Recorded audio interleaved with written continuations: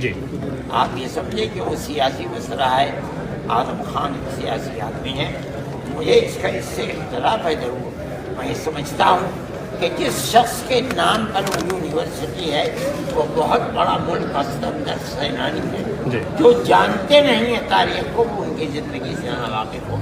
اس لیے میں یہ سمجھتا ہوں کہ ان کے نام کے اوپر جو یونیورسٹی ہے اس یونیورسٹی کو زندہ رہنا چاہیے، کامیابی کے ساتھ زندہ رہنا چاہیے. جو کیا جا رہا ہے وہ غلط ہے، غلط ہے، غلط.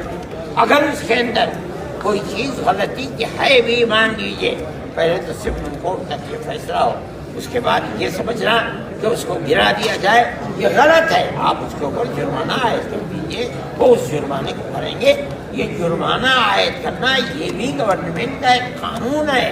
اگر کسی نے اپنے مکان یا کسی بلڈنگ یا کسی عمارت کے کو غیر قانونی طریقے پر بنایا ہے تو اس کا صرف ایک سبب یہی نہیں ہے کہ آپ اسے گرا دیں، جبکہ ہزاروں لڑکے اس کے اندر پڑھتے ہیں اور وہ تعلیم حاصل کرتے ہیں، تو اس کی حفاظت کرنی چاہیے.